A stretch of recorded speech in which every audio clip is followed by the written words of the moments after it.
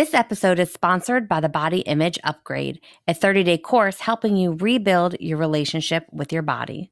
Tools, resources, and daily exercises to upgrade your body image. Learn more at bodyimageupgrade.com and enter the code podcast for 50% off. Welcome to Breaking Body Biases, a podcast about creating health and happiness without worrying about your weight. I'm Christine DeFilippis, certified fitness professional, studio owner, and creator of FitProEd, an online education platform for group fitness instructors. Join me every week as I interview fellow fitness pros, dietitians, wellness practitioners, and a wealth of others who are sharing their journey and helping to destroy diet culture. Welcome to episode 29 of the Breaking Body Biases podcast. Christine here, your host, and it is September now. Summer is officially over, and I'll be interviewing guests again as part of this show. Don't worry if you really enjoyed some of the solo episodes. I will sprinkle in a few of them here and there, but I love talking to people that are doing amazing work in disrupting the industry and destroying diet culture. And that's why I started this show in the first place, is to connect with others, to learn from others, and to amplify voices and to really build a stronger and more powerful army of people looking to destroy diet culture. And today, I'm very excited because this is the first of a different episode. I've interviewed a lot of registered dietitians and fitness professionals, physicians, therapists, but I've never interviewed a sex scholar. And today we're going to have a very adult conversation with Nadege, who is a sex scholar and the founder of Pleasure Science. She's a graduate of Berkeley, and her expertise has been featured in Bustle Magazine, Kink University, and she's the top 10% of writers on Medium. We spoke about a lot of different subjects today. Shame, how our relationship with our body can affect sex, how that relationship with our body, whether it be positive or negative, can affect our sex life, how food shame and sex shame are connected.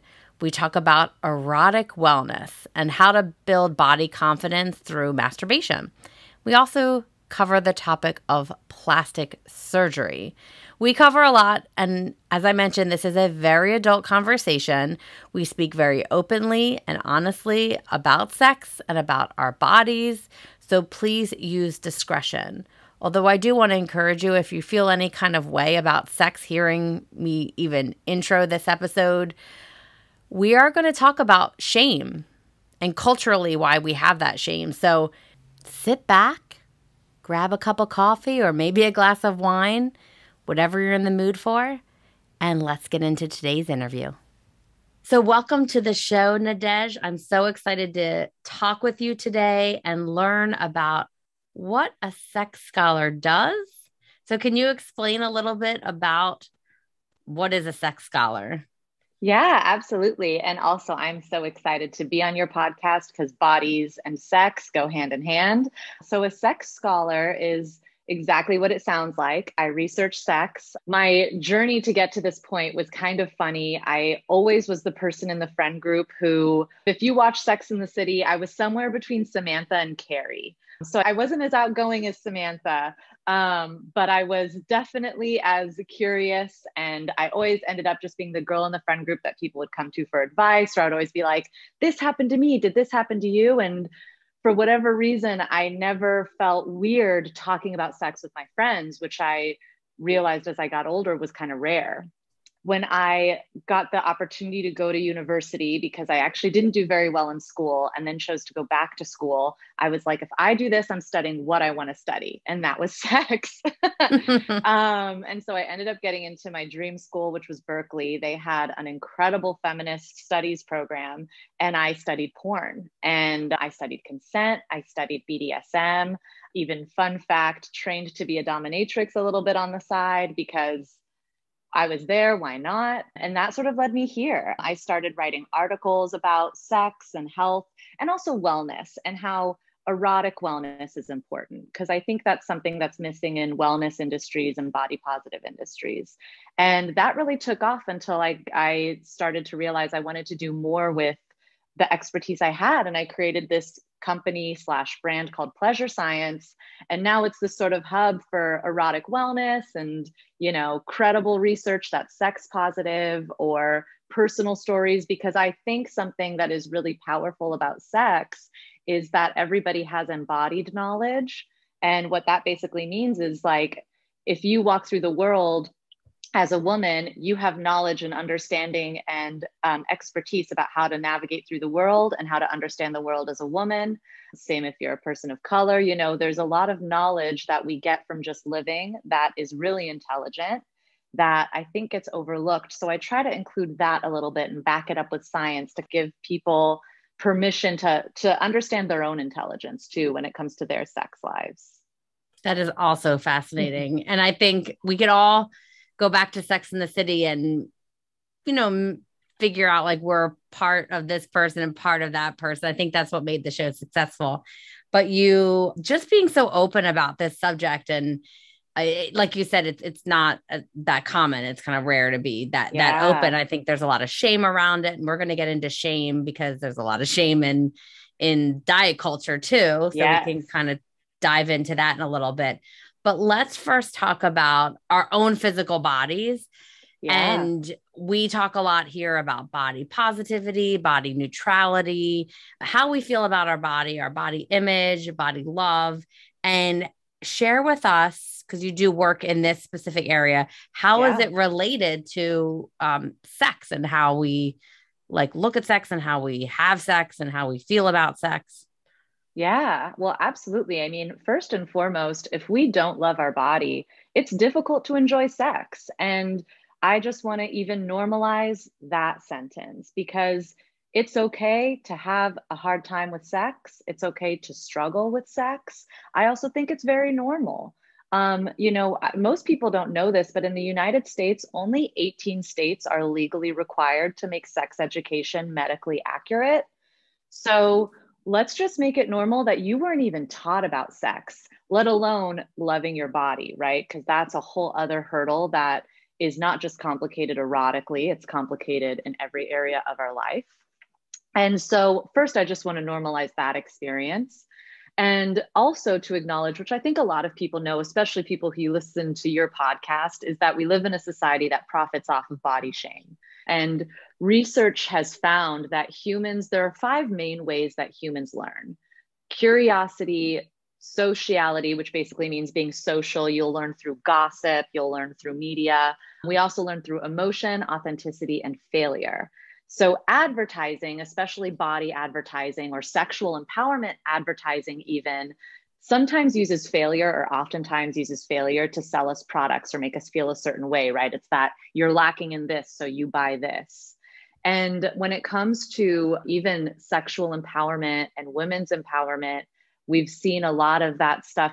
Corporations aren't stupid. They know what sells. They try to adapt feminist ideas, but it's still kind of warped. It still isn't designed to make you like your body. You'll see, H&M has a body positive campaign, but everybody is a size 8 or below. This isn't actually inclusive. And again, that teaches us not to like our body. And if you don't like your body, it's hard to enjoy sex. But there are ways that we can use the 5 ways that humans learn that I kind of mentioned to rewire these teachings, which I also think is sort of life's work. Loving your body is life's work. Learning to enjoy sex, learning what you like about sex is life's work. So be gentle with your process, I'd say, first of all. But yeah, I mean, there's ways, if you want me to jump into for into sure. Ways, Let's get into some of this, because I'm sure people are listening and saying, yes. Yes. How do I fix myself? Yes.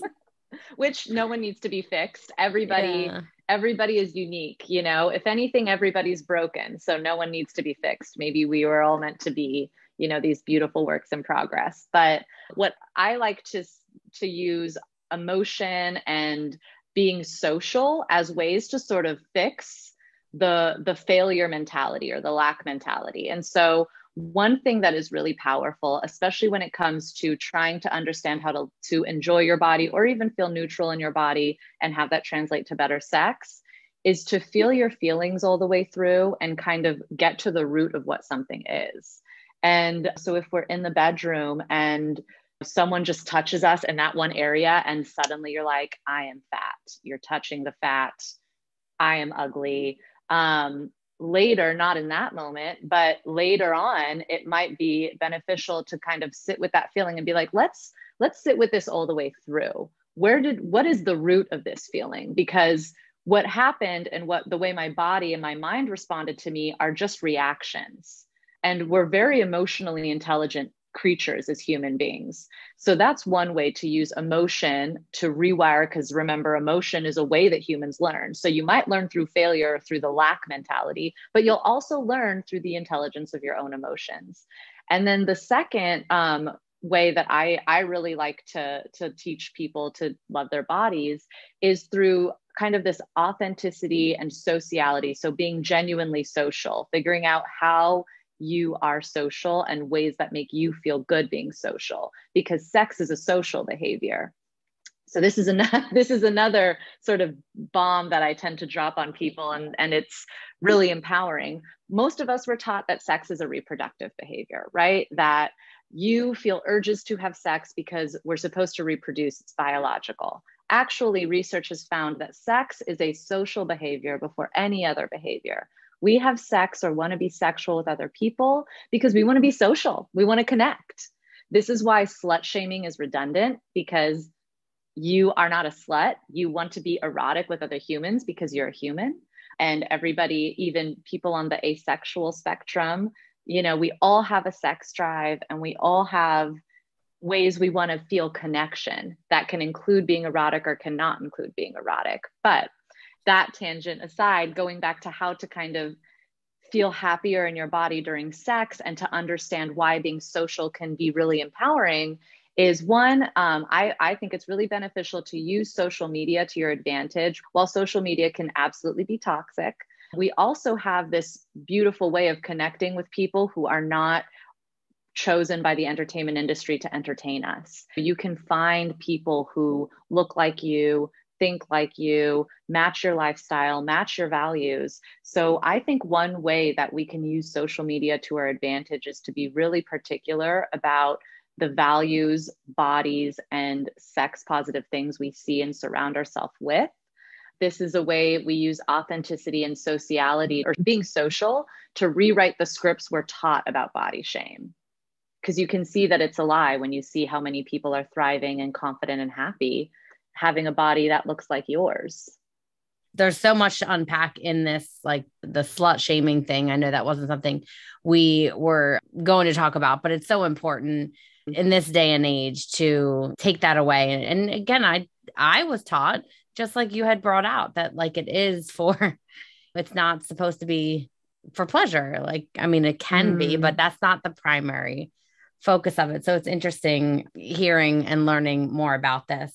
And one thing that really triggered me and memories of like when I was feeling worse about my body, things like turning off the lights, not wanting the lights on during sex, not wanting certain positions because your body doesn't look its best in certain positions or angles. So that feeling that you're already going in and not, trying to just position your body in certain ways so you don't look bad. And it can bring on so much anxiety during sex. I don't know any activity I would do that I'm really anxious that would then be enjoyable.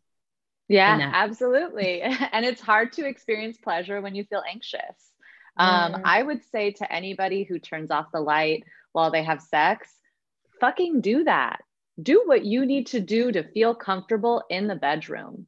You owe it to yourself to feel comfortable first. And if there are positions you don't want to go into, then you don't need to do that. And I think that it's a way that we actually are, it's a way we're intelligent with our bodies, and our bodies are intelligent. And I think we shouldn't even shame ourselves for wanting the light off, for wanting to be in certain positions, and for standing up for those things. Because when we advocate for our sexual and erotic needs, we're building confidence and we're building trust, which helps create better sex. You know, when you're with a lover and you say, oh, I'd prefer to have the lights off. And frankly, I don't even think you need to explain why you prefer to have the lights off. That is your erotic preference, and it deserves to be honored. And if you want to explain why, you can. But I think it's really empowering to stand up for yourself. And it's okay to not feel 100% in love with your body. You still deserve sex. You still deserve pleasure. You still deserve love. I think it is a really beautiful idea that in culture right now that, oh, you know, you have to love yourself before anyone can love you. That's beautiful. But I also think it can hold us back, because sometimes we don't love ourselves, but we still deserve love. You know, when we think about children, they don't love themselves all the time, but their parents still love them. You might see a kid screaming in the grocery store and you're like, that kid's annoying, but it's really cute. I'd still love this kid. So I think that that's also a part of your own sexual empowerment journey. And so I would say that it's perfectly okay to want to like set up yourself for erotic success and acknowledge that you might be insecure and put things in place to help you feel more comfortable. And then maybe in 6 months after you're dating this new person, you decide that maybe you're going to try having the lights on, and that's okay too. But I think that we need to, there's just no right or wrong way, you know? And I think that more than anything can help us feel acceptance in our bodies, and then also acceptance in our sex life. I love what you said. Set yourself up for erotic success. Like that that should be the goal. I agree. Yeah. You mentioned something about shame, and we talked about it at the very beginning too. So let's get into shame. We obviously know that there's a lot of shame around food. You get food shamed, you get shamed for, you know, just diet culture in general. So how is that connected into with sex, with the work that you do? How do you see shame, and how do you work with people to, you know, get past that shame? Yeah, well, I would say one, there's a big connection with eating shame and sexual shame. When we normalize the habit of not eating when we're hungry, we're normalizing the habit of ignoring our body's natural and intelligent urges. This can translate to when you feel horny, you may not want to masturbate because you've been teaching yourself through food. And food, by the way, is a way we experience pleasure as well, right? So food and sex are very, very connected because they're both enmeshed in shame. And then they're both ways that we experience pleasure as humans. And so when we normalize the idea of diet culture, that health means ignoring your body's urges or needs, or what your body needs to feel nutrition and nourished, that can translate into our sex life. And neuroscientists have found that when we don't experience intentional pleasure on a regular basis, our brain doesn't function as properly. It can't process emotions as well, and it can't disperse emotions as well. So when we, and pleasure, this includes food, this includes music, and this of course includes sex.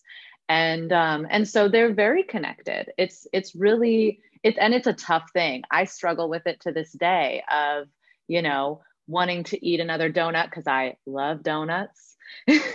And then also feeling like, oh, it's summer. I can't, maybe I just won't. And then I'll have to sit back and be like, what are you doing? You're a sex scholar. Of all the people, you should know better than to do this. So I think it's a lifelong journey, but it's an important connection to make when we think about shame and eating shame. And I listened to your podcast about intuitive eating, and I think intuitive eating and the philosophy behind intuitive eating is very similar to feeling sexual liberation, because it's about being intuitive with your body's, you know, natural urges and needs. And it is a way we nourish ourselves. We nourish ourselves with food, and we nourish ourselves with sex. And by the way, you know, regardless of your relationship status, masturbation is sex. That's solo sex. So we all have a sex life, regardless of our libido, regardless of our sexual orientation, and regardless of our relationship status as well. We all have a sex life. And one way that I really see food being negatively influencing like sexual shame is if we repress our food urges, we might also repress our urges to masturbate, our urges to touch ourselves. And studies show that masturbation is incredibly healthy for you. People who masturbate regularly tend to have longer lifespans. As I said, it is incredibly healthy for your brain and it helps your brain process emotions. So having sex with yourself on a regular basis is important. It also teaches you, going back to what we were talking about before, to connect to your body, learn how your body feels good. And as we continue to feel more confidence in our body, that includes having knowledge of our body, right? And being like, oh, maybe I want the lights turned off and then I want you to touch me like this, you know? And so those confidences can continue as long as we are acknowledging what our needs are, you know? I feel like this is an unlearning process for so many people, because just like when we talk about in episodes about food or about what we're talking about movement, like our fitness classes, we have been taught diet culture. And now like that we've been taught, and some of it's like religious, some of it's, you know, just cultural, that we've been taught, especially as women, to not be sexual. Like masturbation could be a dirty word for some people. And yeah, it's hard. It's a hard subject, and it's much, the work that you're doing is much needed, because it is, you mentioned all the health benefits. Yeah.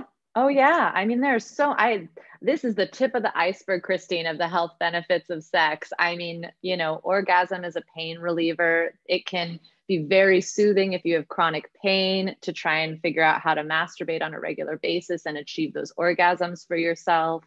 I mean, I could just info dump on you, but Well, yeah, it's a really healthy thing. and someone that I've been experiencing these migraines lately, I have to think back, and I'm going to now publicly say, maybe I need some more orgasms. It's a pain reliever. Yeah. Thank you for that. Oh, it is. I will look into that. I will explore that with my husband. I hope my mom isn't listening right now. Well, no shame, right? There's no shame. No. Okay.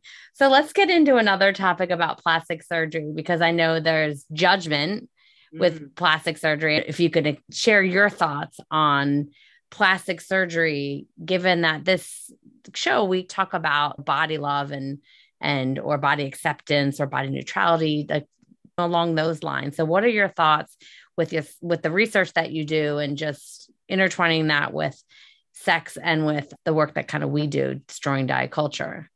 Yeah, well, in plastic surgery, so it's a really interesting and controversial topic, because as an industry, right, plastic surgery is one of the top ways that advertising uses failure, uses lack, uses you're not good enough to sell a product, right? So it's like, how can we as body positive people give space for plastic surgery? But I feel like we have to, because it exists. And I think it's also important to acknowledge the spectrum of why people get plastic surgery. And what I love to share with people is the industry of plastic surgery, I think we should be very critical of. Absolutely. The people who get plastic surgery are not the same as the industry, right? And so I think right there, that's something to really consider, and to have empathy and love for other people. Because when we shame people for getting plastic surgery, in my professional opinion, I think body negative culture wins, right?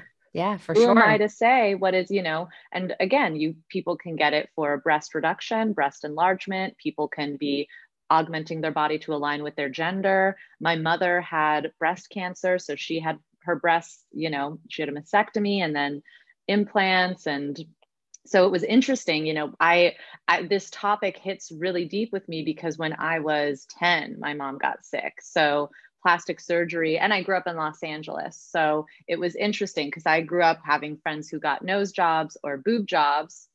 And then I had a mom who was going into these same places that these wealthy friends were going into, having these kind of more controversial things done to their body as youth. And then my mom was going in and she was sick. And that was when I kind of started thinking, like, this is a really complicated issue. It's why it's so important to have body autonomy. Like we talk about, you know, destroying diet culture a lot on this show, and people being very, people just being allowed to just be who they are in the body that they have. So if we're promoting that, and that's really in the end body autonomy, that people can be in what, like, large or smaller, there's no judgment. So if someone chooses to change their body in some way, we should really have no judgment, because our Yeah. goal is body autonomy. And I love what you said about being critical of the industry, because it made me think about, in the fitness industry, we should be very critical of the industry that's selling that failure, that's selling that lack, as you mentioned. But there are so many fitness trainers, instructors that are shifting the industry. And that's the goal of this show. And we can do more of that. And I never thought about that in plastic surgery. It's the industry that's selling that, as opposed to, the people are either going into this because they've been sold it. They've been kind of like the same way in diet culture, that they've been sold the fact that you're not good enough. Yeah. So, and I don't think it's productive to, if someone was sold, let's just say they augmented their breasts because they thought they weren't good enough, they wanted the bigger breasts, they're on a journey that is painful. Why do I have to come in and project my own belief of their experience, because they're probably already hurting? Or, what do I know? Maybe they're incredibly happy. And, this thinking about plastic surgery and individual people as opposed to the industry is also like a big part of body shame, because if we want to interrupt body shame, we also have to be very mindful of the way we think about all the other bodies around us, because that's just a projection of how we think about our body, right? And so yeah. if you want to, and this actually is a cognitive therapy technique, if you want to feel better in your body, I think it's incredibly important to start recognizing and interrupting when you see someone and you're like, oh, look at her in those leggings, she looks hideous, I would never, and stop, and be like, whoa, okay, let's backtrack. Let's catch ourselves, because if I'm thinking this about that person, the thoughts I'm going to think about me are going to be 10 times worse. And the reason why this is a cognitive therapeutic technique per se is because cognitive therapy, one of the things cognitive therapy teaches us is that your thoughts will influence the actions you take or the behaviors you behave. And the actions and behaviors that you have on a regular basis really inform the life that you live, right? So if we can get to the root and kind of recognize thoughts we have about other bodies. And I think this also can be a really amazing anti-racist practice too, because that also comes into how we think about other bodies and how we think about safety and how we think about, and the assumptions we have. So this practice is not just body positive, but it's a really beneficial thing to have all around. But when you recognize how you think about other bodies, recognize that this is a way that you think about yourself, whether it makes you think, oh, I'm better than them, or I'm just like them, or I look like that and she looks bad, so I look bad. All of these things, all of those type of thoughts are not going to lead you to a place of, I believe, like really being healthy in your body, mind, sex, all of that stuff. So true. And just talking about bias and assumptions and judging, it was like one of the first things I learned before I could do any work on myself, to pay attention to that, because I worked with Chrissy King. And then also in our very first episode of the show, Dr. Tiffany Jana, who wrote about overcoming bias, like we all just have it, and it's just being aware. And I definitely, because of my own feelings about my own body, like you said, I would make a judgment about someone wearing something, and you have to stop doing that if you want a better relationship with your body. And it's a hard habit to break. We've been trained to do it our whole lives, and culturally it's what society does. So I never even thought about it like across all things, not just about our weight, just about everything. This conversation is so amazing. I want everyone to go to, I think your Instagram again. I'll put it in the notes. Oh, What's your yes. Instagram again? Pleasure Science. Yeah. Pleasure So my Science. Yeah. company, yes, go to pleasurescience.com, or I'm on all social media. It's just at Pleasure Science. And Easy to remember. I will put all of your social media and website links all in the show notes so people can connect and dig deeper beyond even just about body. Like just the topics that you cover are just so amazing. I mean, I learned a little trick from one of your Instagrams about testing Ooh. vibrators out in public. Can you share with our listeners Oh, where there's yeah. a place, you can't obviously test it out. Right. Yeah. Don't go to the sex shop and put the vibrator on your pachooch and be like, I'm just testing to see if the vibrations are too strong. Obviously, that's not going to fly. But noses are actually a really cool sex positive part of our body. So the tip of your nose if you've ever been hit in the face, you know how sensitive the tip of your nose can be. It actually is a very similar sensitivity to the tip of a penis or the tip of a clitoris. And so if you want to test out a vibrator to see if the vibrations will be too strong, too soft, or just right, and you're in, a sex toy shop, and sex toy shops do tend to have like a tester where you can press the button and see, put the vibrator to the tip of your nose. And if it's too tough on your nose, it'll likely be too tough on the rest of your body and your other erogenous zones, whether it's nipple, tip of the clitoris, what have you. So that's just a total hack I discovered years ago. I'm a big fan of vibrators, and I want to normalize using vibrators in partnered sex as well, because it's particularly a way that I orgasm most of the time. If there's not a vibrator involved, it's not as likely that I'll have an orgasm with a partner. So, and that's fine, right? Turn off the lights, get your vibrator, stand up for your erotic needs, use your nose. Anyway, that's the vibrator little tip. I love it. And I've again, I'm going to overshare. I have been a fan of vibrators for many years, both for just myself for single years. And I agree for partner use. So, that's a great tip, because, there are some that are a little, supercharged. They're a little bit much. So testing them out is a great, that's a great tip. I love seeing that on your Instagram. So I want to finish off with just a few quick questions. We always ask our guests just some simple things like, what's your favorite way to move your body? I love dancing in my room like a teenage girl. I call what I do just a sexual wiggle. I just put on pop songs and I just sort of wiggle. I'm not the best dancer when it comes to choreography, sort of like a wet cat. But I love dancing, so screw it. So that's one of the ways is I'll just sort of move my body kind of slow and do like wiggles to my favorite pop songs.